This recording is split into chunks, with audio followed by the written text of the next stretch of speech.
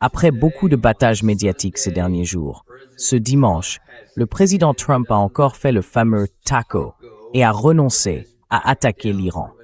C'est la deuxième semaine consécutive et la cinquième fois qu'il laissait entendre à travers de nombreuses affirmations, de nombreux messages sur Truth Social et de nombreuses déclarations qu'il se préparait à faire quelque chose de vraiment, vraiment énorme, à frapper durement les systèmes énergétiques iraniens, à frapper les ponts et à leur donner une leçon. Nous allons les frapper très durement, parce que c'est notre tour de les frapper. Mais vous savez, il faut quand même leur donner une petite correction. Nous allons les frapper très durement. Vous savez, à un moment donné, ils vont dire « on n'en peut tout simplement plus ».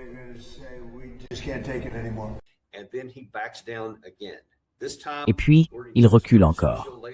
Cette fois, selon son message publié tard samedi soir sur Truth Social, il a déclaré « Les États-Unis sont armés jusqu'aux dents et prêts à intervenir contre la République d'Iran avec un niveau de férocité, de force et de puissance militaire jamais vu depuis la Seconde Guerre mondiale.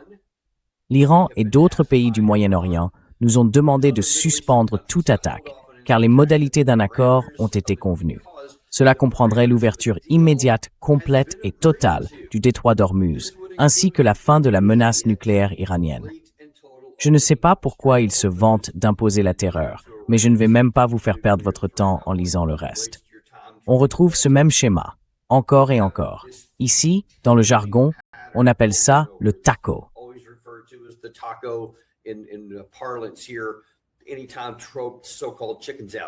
Le cliché du TACO, soi-disant, il se dégonfle, etc. Peu importe. Il change d'avis à la dernière minute. Écoutez, ce genre d'action a beaucoup de conséquences, beaucoup de répercussions, et rien de tout ça n'est bon pour l'Amérique. Dans cet épisode, nous voulons parler de ce qui s'est passé, de la raison pour laquelle l'attaque n'a pas eu lieu et de ce qui risque fort de se passer ensuite. Et au passage, nous parlerons de certaines conséquences de ce recul. Je veux juste le dire d'emblée, je suis très favorable à ça. C'est ce que j'espérais voir se produire, parce que le TACO, aussi mauvais soit-il, et certaines des conséquences dont nous allons parler, sont très, très largement préférables au prix de ce qu'il a fait ici.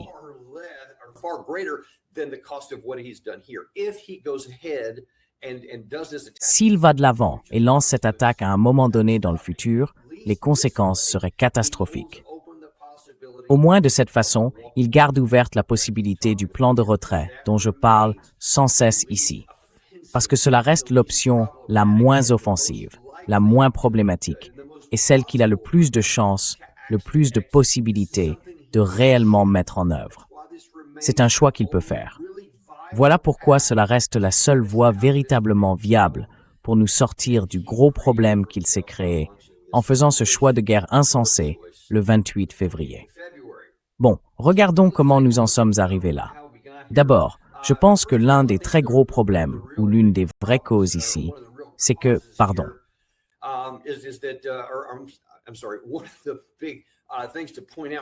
l'un des points importants à souligner tout de suite, c'est ce que Trump a dit sur Truth Social. Attendez, je reviens dessus. Il a dit qu'il avait fait ça parce que les paramètres d'un accord avaient été convenus. Mais ce matin, on voit sur ABC News que WOP, ici à Washington, dit que Trump ordonnera l'arrêt des frappes après qu'on a trouvé les paramètres d'un accord nucléaire. Mais quand on entre dans les détails, il est écrit qu'un responsable régional a déclaré que la proposition annoncée par Trump ce week-end prévoit que les États-Unis et l'Iran reprennent les négociations et continuent de travailler sur l'accord.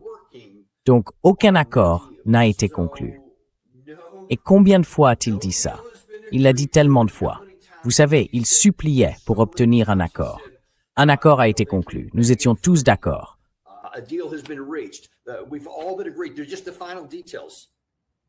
Ce ne sont que les derniers détails. Sauf qu'il n'y a aucun détail. Il n'y a rien. Et bien sûr, les Iraniens s'en moquent. Ils disent non, évidemment, nous n'avons rien accepté. Nous ne parlons même pas aux États-Unis. Au mieux, ils passent par des médiateurs parce qu'il y a des discussions officieuses par l'intermédiaire de tiers, mais il n'y a clairement pas de pourparlers. Ou en tout cas, selon toutes les parties, il n'y a très probablement pas de discussion directe entre l'Iran et les États-Unis. On ne peut pas parvenir à un accord, quel qu'il soit, même provisoire, même partiel, si les parties ne se parlent pas directement. C'est comme ça que ça fonctionne. Il y a bien des échanges indirects parce que les deux camps ont intérêt à trouver un règlement négocié, c'est certain. Les États-Unis, eux, y ont intérêt.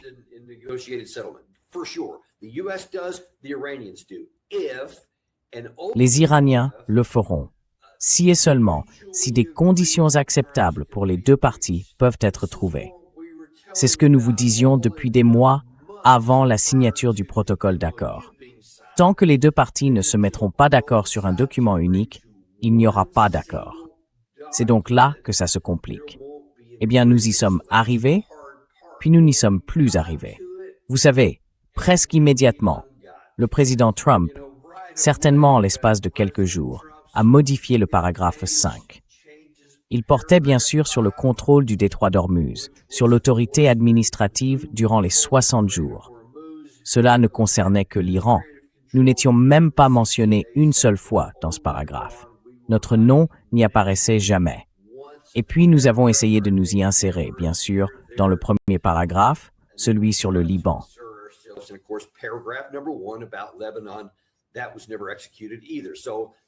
Cela non plus n'a jamais été mis en œuvre. Donc nous l'avons accepté, et c'était un bon début. Mais ensuite, nous n'avons rien fait de tout ce qui devait se passer après. Bien sûr, on peut parler de la levée des sanctions énergétiques contre l'Iran, puis de leur rétablissement, du déblocage des fonds gelés, ce que nous n'avons jamais fait, et ainsi de suite, avec toutes sortes d'autres choses. Vous ne pouvez même pas avancer. Si vous ne dépassez pas le premier paragraphe ou le cinquième, alors tout le reste n'a même plus d'importance, quoi qu'il arrive par ailleurs. Eh bien maintenant, nous nous retrouvons plus ou moins dans la même situation. Tant que nous ne parviendrons pas à un point où nous pourrons au moins avoir un accord minimal, revenant à quelque chose comme le protocole d'accord, avec les deux parties qui acceptent les conditions, il n'y aura pas d'accord.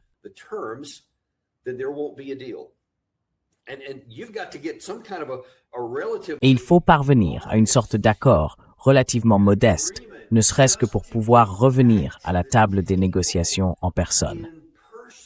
Et comme le professeur Morandi l'a expliqué dans notre émission cette semaine, et comme on peut, je pense, le voir dans les récentes déclarations officielles des dirigeants iraniens, maintenant que les exigences sont plus élevées, maintenant qu'ils veulent obtenir davantage, il ne s'agira pas simplement de revenir en disant « Bon, on va réessayer le protocole d'accord une fois de plus et voir si les États-Unis respectent réellement leurs engagements cette fois-ci. » Ce serait déjà assez difficile pour le président Trump. Politiquement, ici aux États-Unis, s'il se contente de revenir aux seules conditions du protocole d'accord, il essuiera des critiques virulentes, aussi bien au sein de son propre parti que du Parti démocrate.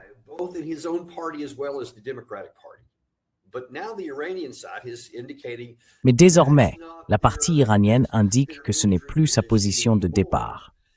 Désormais, il va falloir ajouter le Hamas à l'accord. Le président Trump a peut-être essayé d'en régler une partie en disant « on va avoir cet accord, ce truc de conseil de paix. Ensuite, la guerre contre le Hamas sera terminée, il y aura un désarmement et tout ce genre de choses. » Mais vous voyez, je crois même en avoir un sous la main là. La partie israélienne dit « oui » à ce sujet. Un ministre de premier plan affirme qu'Israël ne cesse pas ses attaques à Gaza, puisque aucun d'entre eux n'a été tué. C'est une information de la nuit. C'est l'actualité de ce matin. Certaines de ces informations sont tombées quelques minutes avant notre entrée à l'antenne.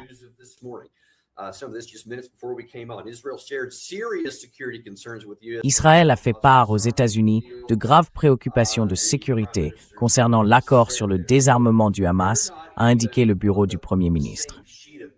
Donc, ils ne sont même pas du tout sur la même longueur d'onde. C'était donc une autre affirmation du président Trump qui n'a en réalité aucun rapport avec quoi que ce soit du côté israélien. Alors où en sommes-nous maintenant? Continuons.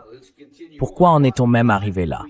que la partie iranienne dise quelque chose du genre « Voilà nos exigences ». C'est une chose. Enfin, il disait ça depuis le début aussi. Mais la question c'est, pourquoi Trump n'est-il pas allé jusqu'au bout? Pourquoi a-t-il fait le taco? Et je pense qu'une des grandes raisons, ce sont les alliés régionaux. L'Arabie saoudite appelle Trump à donner la priorité au dialogue.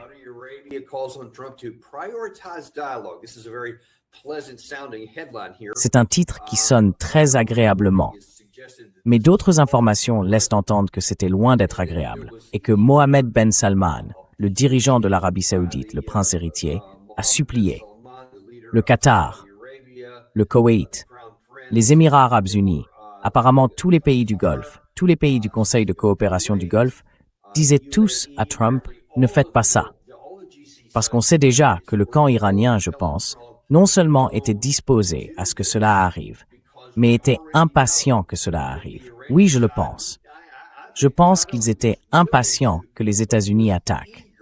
Parce que nous savons que beaucoup de partisans de la ligne dure, et cela inclut maintenant des gens en Iran, disent « On en a assez de cette prétendue diplomatie, et puis vous nous retirez le tapis sous les pieds. » Au passage, ça va pas aider. Parce que c'est encore une fois le genre de situation où l'on se demande « Mais qui dirige vraiment les États-Unis »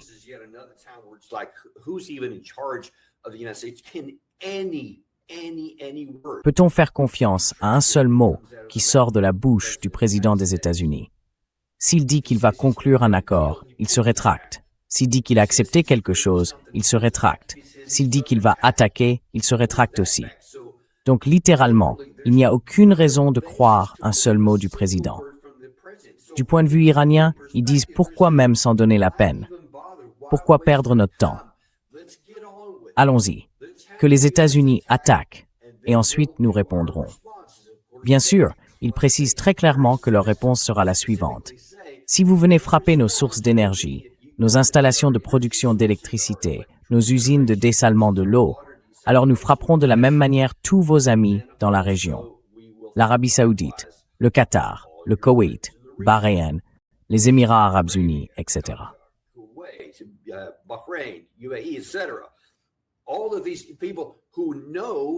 Tous ces gens savent que notre défense aérienne ne peut pas les protéger, ne peut pas nous protéger. Si l'Iran tire sur ses cibles, il les atteindra, et nous ne pouvons rien y faire. Et comme je le répète sans cesse, et comme Mohammed Ben Salman l'a clairement dit au président Trump, ce serait catastrophique pour nous. Cela nous ferait reculer de plusieurs années. Si vous frappez, selon les installations que vous frappez surtout, et particulièrement si cela s'étend à l'ensemble du Golfe, tout le monde aura besoin des mêmes remplacements, du même type d'expertise. Et il n'y en aura tout simplement pas assez pour tout le monde, parce que le système mondial de réparation ou de construction d'installations pétrolières est minuscule par rapport à ce que cela impliquerait.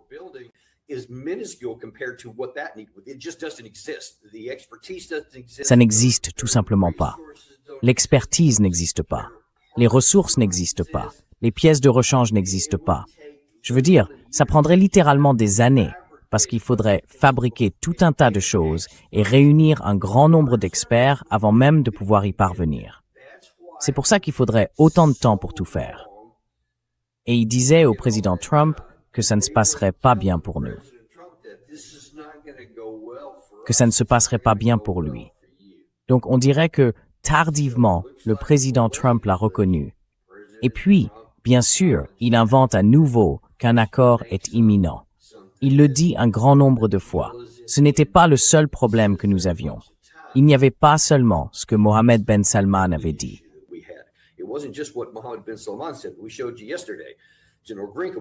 Nous vous l'avons montré hier, le général Grinkwitch, commandant américain en Europe, a déclaré que nous n'avons pas les moyens navals nécessaires pour continuer à protéger Israël contre les missiles balistiques entrants. Et cela met aussi le territoire américain en danger, parce que nos stocks diminuent. Nous épuisons non seulement nos moyens, mais aussi nos soldats, nos marins et les navires eux-mêmes. Ils ont désespérément besoin d'un vaste effort de réentraînement et de réparation. Et les équipements s'usent, tout simplement. Je pense donc que certains navires ont dû quitter ce qui était la force initiale en raison de problèmes de maintenance. C'est pourquoi il a besoin d'un destroyer supplémentaire pour ramener les effectifs à ce qu'il considère comme un niveau minimal. Et pour l'instant, nous ne l'avons pas. Il n'y a donc aucun niveau minimal.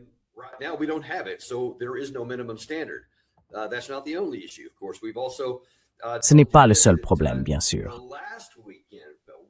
Nous vous l'avons également dit. Le week-end dernier, l'une des raisons présumées pour lesquelles le président Trump n'a pas frappé, après avoir promis de le faire, c'est que le vice-président J.D. Vance et le président des chefs d'état-major interarmés, le général McCain, ont averti le président Trump que cette campagne risquait d'épuiser les stocks de munitions américains et d'aggraver encore le conflit. C'était la semaine dernière. Alors il faut se poser la question. Si le président Trump a reconnu il y a une semaine que nous n'avions pas assez de missiles et qu'aucun n'a été remplacé depuis ce jour-là, pourquoi aurait-il été sur le point, à deux doigts de le faire quand même ce week-end? Et puis bien sûr, il y a maintenant cette déclaration de Grankiewicz.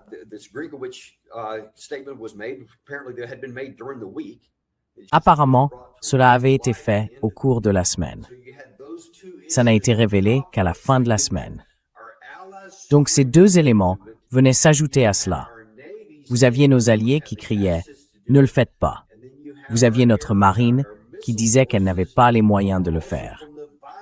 Et puis vous aviez nos forces aériennes ou de missiles, ainsi que le vice-président et le président des chefs d'état-major interarmés, qui vous disaient « Nous ne pouvons pas faire ça ». Donc il est tout à fait logique, il est raisonnable que le président Trump se dégonfle. Mais le problème, c'est que c'est déjà, je crois, la 5e fois que cela arrive. Et écoutez, cela a déjà des conséquences négatives. Selon un média israélien que j'ai lu ce matin, Benjamin Netanyahu est furieux à ce sujet. Parce que même lui dit, mais qu'est-ce qui se passe avec le président Trump?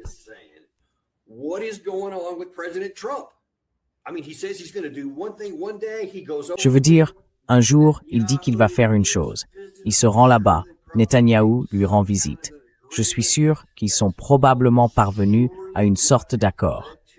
C'est presque certainement ce qui a conduit le président Trump à dire qu'il allait faire ça ce week-end. C'était l'intention de Netanyahu.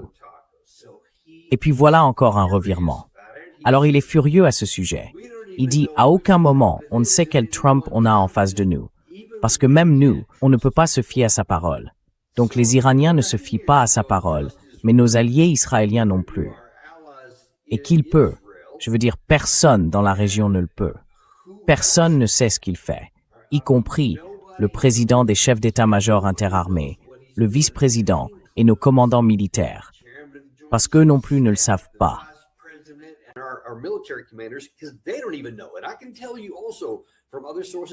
Je peux aussi vous le dire par d'autres sources auxquelles j'ai accès, au plus près du terrain. Ça rend nos soldats fous, parce qu'ils ne savent même pas. Ils entendent qu'on va attaquer, qu'on se prépare. D'accord, on va pas attaquer. En fait, on va commencer à redéployer. On va envoyer un « Oh, attendez une minute ». Non, on va déployer davantage de troupes. Ils ne savent même pas ce qui se passe, d'un jour à l'autre. Et le moral est au plus bas à cause de ce yo-yo permanent. C'est épuisant à bien plus de niveaux que vous ne l'imaginez peut-être. Nous ne sommes pas des automates. Nous ne sommes pas des robots. Nous ne sommes pas une IA sans émotion, à qui vous donnez une instruction pour qu'elle fasse quelque chose, puis une autre pour qu'elle s'arrête, puis encore une autre. Ça ne marche pas comme ça. Donc, vous épuisez nos forces.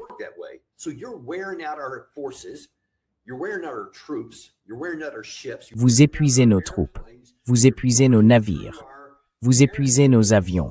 Vous puisez dans nos stocks de munitions. Tout cela est en train de se produire, et vous épuisez aussi notre réputation.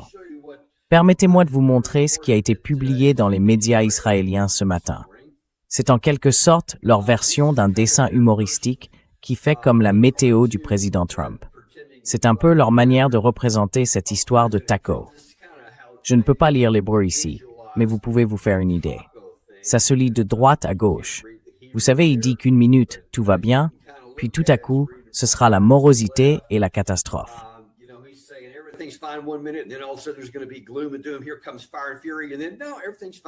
Voici le feu et la fureur. Puis non, tout va bien. Ensuite, non, il va y avoir une tempête. Et non, tout va bien.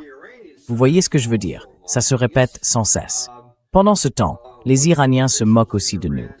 L'un des responsables iraniens a déclaré ce matin via l'agence de presse Fars, ça vient de sortir il y a quelques heures, la montagne américaine a encore accouché d'une souris. Et je veux simplement vous dire une chose. Quand nos ennemis disent ça, cela montre qu'ils nous méprisent de plus en plus. Parce qu'ils lisent les journaux. Ils ont leurs propres sources de renseignements. Ils reçoivent presque certainement des informations de la Chine comme de la Russie, en plus des leurs.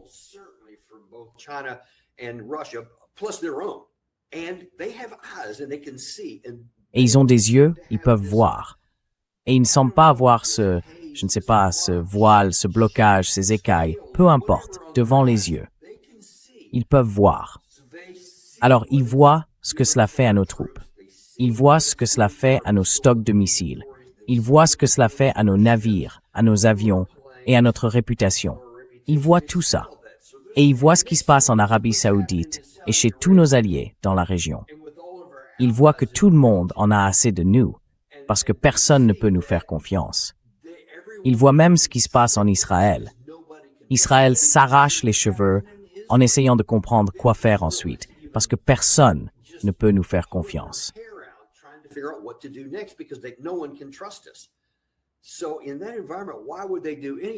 Alors, dans un tel contexte, pourquoi ferait-il autre chose que de rester là à se dire « Oui, continuez à vous débattre comme un poisson hors de l'eau sur la terre ferme ». Écoutez, quoi que vous puissiez entendre aujourd'hui à la télévision de la part du président Trump ou de l'un de ses fidèles, si quelqu'un dit que des négociations vont avoir lieu, qu'ils veulent un accord ou qu'ils supplient, sachez que c'est un mensonge catégorique. C'est un fantasme que quelqu'un aimerait voir devenir réalité, ou bien c'est simplement un mensonge délibéré destiné à vous tromper. Vous êtes la cible de ce genre de déclaration. Personne d'autre. Personne au Moyen-Orient n'y croit. Aucun de nos alliés, aucun de nos adversaires, personne. Tout le monde sait que c'est un mensonge.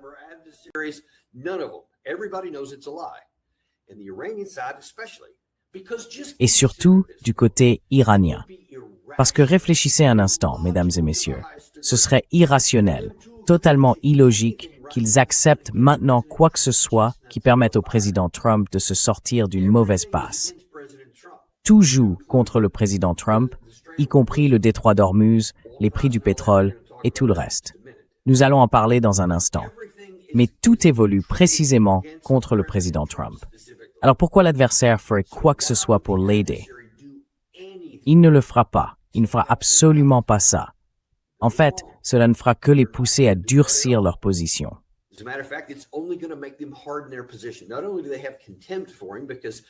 Non seulement ils le méprisent parce qu'il ne tient jamais parole, que ce soit dans un sens ou dans l'autre, mais ils comprennent aussi que même s'il commence à prendre des décisions désespérées et qu'il finit par le faire, les jusqu'au-boutistes, en particulier, ça leur convient très bien. Écoutez-moi, comprenez bien ce que je dis. Ils sont tout à fait d'accord pour que Trump lance une attaque parce qu'ils savent que cela dégradera encore davantage nos capacités. Et ils savent que cela leur donnera une justification pour frapper les puissances régionales. Ensuite, toute la région reculera et eux seront bien placés pour l'avenir. Comprenez cela. Ils contrôlent le détroit d'Ormuz et ils le contrôleront toujours. Dans un avenir prévisible, il n'existe aucun scénario dans lequel ils abandonneraient le contrôle du détroit d'Ormuz.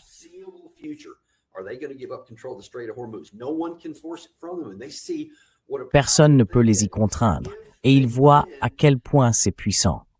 Si ensuite, d'abord, s'ils sont victimes d'une attaque de Trump, et écoutez, cela va aussi causer beaucoup de problèmes à l'Iran, parce que si Trump lance ça, cela va frapper leurs installations pétrolières, leurs infrastructures énergétiques, cela va les plonger dans le noir, cela va créer énormément de problèmes pour l'électricité, la production de pétrole, le raffinage du pétrole, ce genre de choses. Cela va vraiment leur poser un problème. Mais cela fera la même chose à tous les alliés, sauf qu'ils disposent de meilleurs atouts, parce qu'ils recevront beaucoup d'aide de la Russie, beaucoup d'aide de la Chine, ainsi que de leurs propres ingénieurs. Donc tout ce dont ils ont à se préoccuper, et tout ce dont leurs alliés ont à se préoccuper, c'est d'un seul ensemble.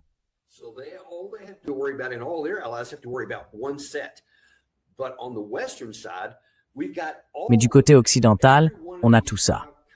Dans chacun de ces 5 pays du CCG, il va falloir essayer de réparer tous ces dégâts.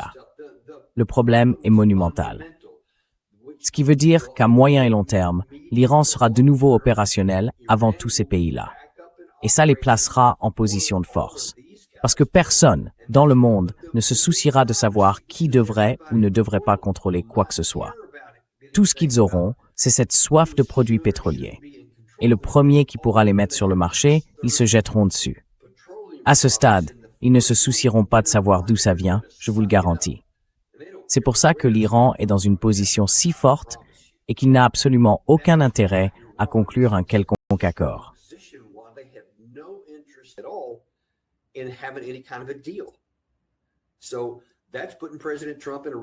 Cela met donc le président Trump dans une situation très difficile. Et regardez, même ici chez nous, les gens le constatent. C'est le professeur Pape qui est déjà venu dans notre émission. Ce matin, il a publié ça sur X. Il a dit que Trump avait menacé 5 fois d'anéantir l'Iran en quelques jours pour finalement faire taco. Et il les énumère. En mars, un ultimatum de 48 heures. En avril, il allait les bombarder pour les ramener à l'âge de pierre. Puis, en juin, un cessez-le-feu. Il a annulé une frappe quelques heures avant qu'elle ne soit censée avoir lieu. Vous l'avez entendu pas plus tard que la semaine dernière, il a temporisé sur un accord probable. Et puis il y a celui d'aujourd'hui, verrouillé et chargé, et tout ce genre de choses. Et il ne l'a jamais fait.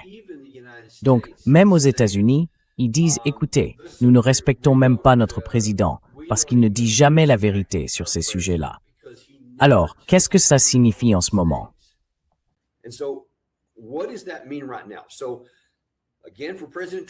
Alors, encore une fois, revenons à cette déclaration initiale du président Trump. Il dit que cet accord entraînerait la réouverture immédiate, complète et totale du détroit d'Ormuz. Mais du côté iranien, le même jour, des sources informées à l'intérieur de l'Iran ont démenti cette affirmation et souligné qu'aucun changement n'était intervenu dans la politique de l'Iran concernant cette voie navigable stratégique qu'est le détroit d'Ormuz. L'Iran n'a pas accepté de rouvrir le détroit d'Ormuz. Et puis regardons certaines données de Kepler que j'ai extraites. Elles proviennent du magazine Marine News. Au cours des 24 dernières heures, le volume de superpétroliers a compté exactement 2 VLCC transportant du pétrole.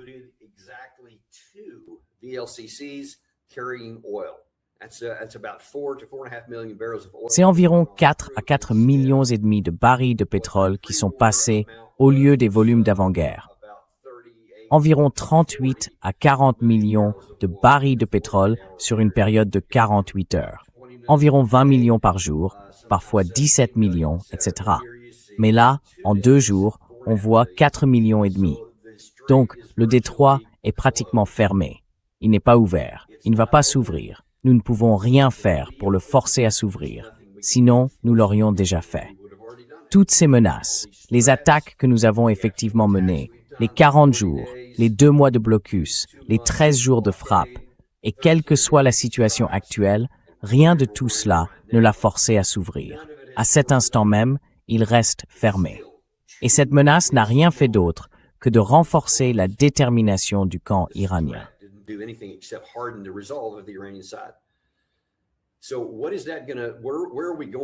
Alors, qu'est-ce que ça va donner? Où est-ce qu'on va à partir de là? Je veux dire, regardons ça. L'un des meilleurs analystes qui soit, c'est Danny Citrinowicz, un Israélien. Je crois qu'il a été officier du renseignement là-bas. Tout au long de cette guerre, c'est l'un des analystes les meilleurs, les plus sobres et les plus équilibrés que j'ai vus. Il dit, les événements de la nuit dernière soulignent une réalité qu'il devient de plus en plus difficile d'ignorer. Pour l'instant, l'Iran semble disposer d'un avantage stratégique en matière de dissuasion.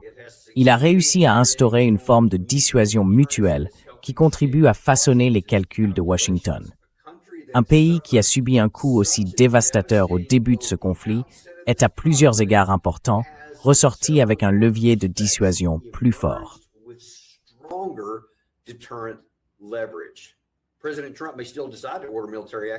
Le président Trump peut encore décider d'ordonner une action militaire.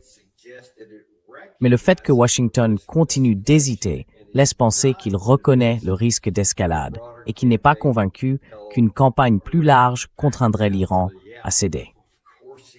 Eh bien oui, évidemment qu'il n'est pas arrivé à cette conclusion, parce qu'on ne peut pas y arriver. C'est comme dire, eh bien je n'ai pas encore conclu que 2 plus 2 font 4. On regarde la situation, peu importe ce que vous concluez. 2 plus 2 font 4. Vous pouvez le reconnaître maintenant. Vous pouvez le reconnaître plus tard. Vous pouvez ne jamais le reconnaître. Ça fera toujours 4. C'est comme ça que ça marche. C'est comme ça que ça fonctionne. Ces fondamentaux sont en place et ils ont été démontrés. Vous ne pouvez tout simplement pas défaire ce que vous voyez ici. Et le président Trump a littéralement tout essayé et ça n'a pas marché. Alors, où est-ce que ça le laisse ici?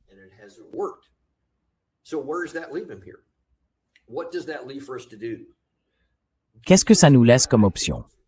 Parce que, écoutez, pour moi, la meilleure solution, et j'emploie ce terme avec beaucoup de réserve, ou peut-être la moins mauvaise, c'est le plan de retrait.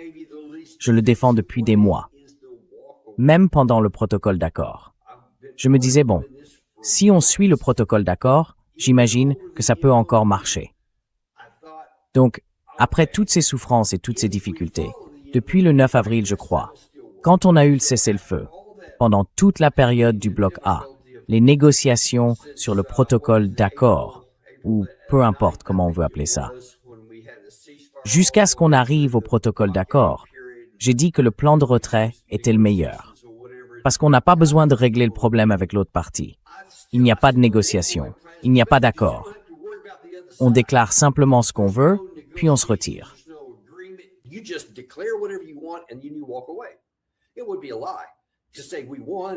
Ce serait mentir de dire qu'on a gagné et il leur faudra des décennies pour réparer. Il y a une part de vérité là-dedans. Il leur faudrait certainement beaucoup de temps pour réparer beaucoup de choses. Mais le fait est que nous avons perdu. Mais voilà, on peut faire ça. Et à l'époque où le protocole d'accord a été signé, je me suis dit, bon, si on s'en tient à ces 14 points et qu'on les respecte vraiment, ça lui permet quand même de s'en sortir. Et s'il veut s'en servir comme de sa propre version d'une revendication de sortie, en déclarant simplement que ces 14 points sont, d'une manière ou d'une autre, dans notre intérêt, et que c'est ce qu'il voulait depuis le début, peu importe. Il aurait pu dire n'importe quoi s'il les avait simplement respectés.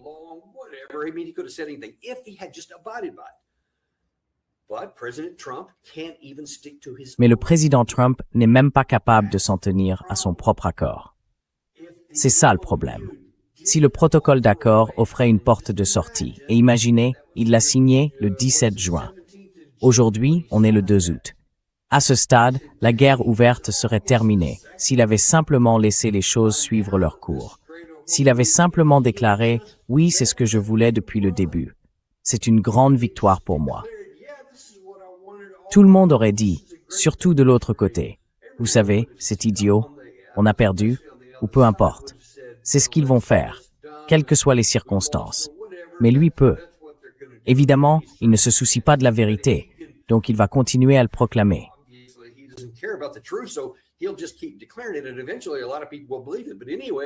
Et finalement, beaucoup de gens le croiront. Mais enfin, quand les gens auraient vu que le détroit était resté ouvert et que le pétrole, l'hélium, l'aluminium, les engrais et tout le reste continuaient de circuler, personne ne s'en serait soucié, du moins pas en Amérique. Ils se seraient dit, très bien, cet accord est réglé. Les pays du CCG non plus ne se seraient pas souciés de ce qu'ils disaient parce qu'ils auraient recommencé à gagner de l'argent. Ils auraient recommencé à recevoir des choses qui avaient été bloquées dans leur port, des choses dont leur pays a besoin. Donc tout le monde aurait été, je ne sais pas, heureux de ça, mais il l'aurait accepté.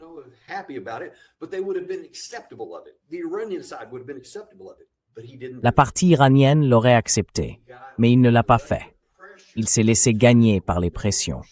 Et nous savons avec certitude que des gens agissaient dans son dos et faisaient pression sur lui, en disant « Non, c'est un mauvais accord, c'est horrible », et tout ce que tous ces Israéliens ont pu faire. Mais beaucoup, du côté américain, ont fait la même chose. S'il applique maintenant le plan de retrait, il subira encore ce même type de pression. Et c'est là le problème.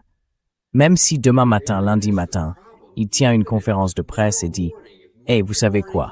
J'ai décidé que j'allais simplement déclarer victoire. Nous avons frappé ces gars si durement, pendant si longtemps. Cela a causé tellement de dégâts. Et maintenant, nous allons partir. »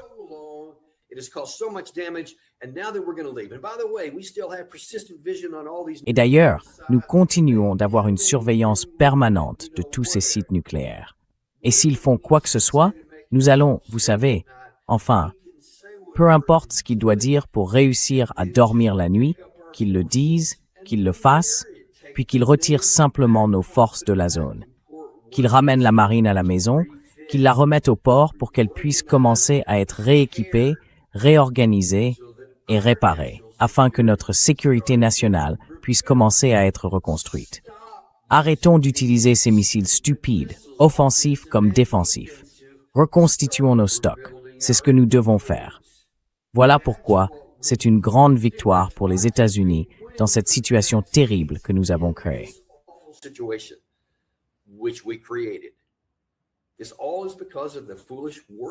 Tout cela est dû au choix insensé que nous avons fait de partir en guerre le 28 février. Alors maintenant, la solution la moins offensante, c'est le plan de retrait que je viens de décrire. Mais écoutez, même s'il fait ça, il se heurtera au même vent contraire que lorsqu'il a essayé la voie du mémorandum d'accord. Vous pouvez être sûr que Jack Keane ne sera pas content. Il ira sur Fox News pour le dire. Le général Kellogg dira « Non, je pense qu'on devrait revenir à l'idée de, vous savez, finir le travail. » Et puis d'autres, évidemment Benjamin Netanyahu, iront là-bas aussi. Et il ne manquera pas d'autres personnes, parce que pour une raison ou une autre, le propriétaire de Fox News a décidé que la guerre était la seule alternative acceptable.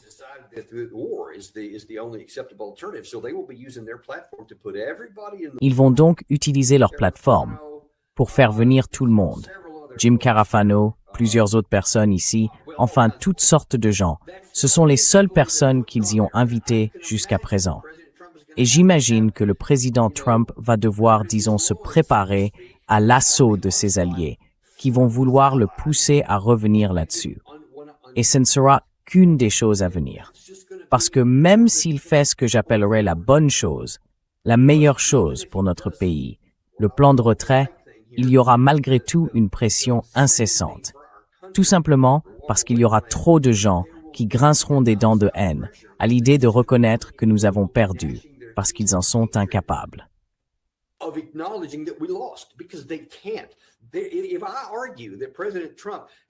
Si je soutiens que le président Trump a certains problèmes cognitifs, alors ces gens ont aussi certains problèmes cognitifs.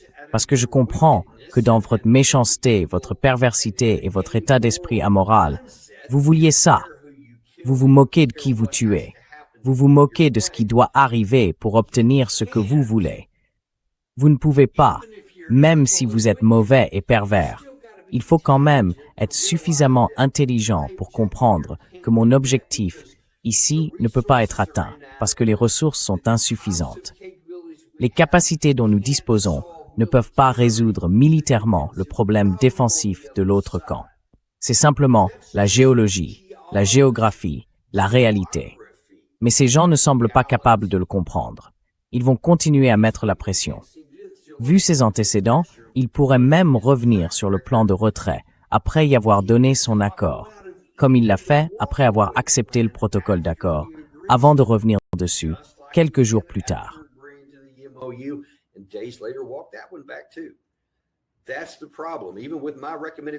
C'est ça, le problème. Même avec la solution que je recommande, le président Trump peut céder sous la pression. Nous verrons ce qui va se passer ici. Mais voilà où nous en sommes actuellement. Nous n'avons pas eu, ce week-end, le résultat qui m'inquiétait beaucoup. donc j'en suis reconnaissant. Mais tout le monde doit comprendre que nous ne sommes pas du tout tirés d'affaire. Nous avons simplement obtenu un sursis aujourd'hui. Nous verrons comment cela va évoluer. Au fait, je suis toujours à Chattanooga dans le Tennessee, à la conférence du 1766 Law Center, avec toutes sortes de personnes que vous avez vues dans notre émission. Je ferai plus tard aujourd'hui quelques interviews improvisées, de courtes interviews, depuis le lieu de la conférence. Alors, assurez-vous de les regarder, et nous nous retrouverons alors dans l'équipe de Daniel Davis. À bientôt. It's one step to sponsor. Et il y a une raison à cela. Nous ne voulons pas vous assommer avec une tonne de publicité. Cliquez sur le bouton « J'aime » et bien sûr, partagez ceci avec quelqu'un que vous aimez.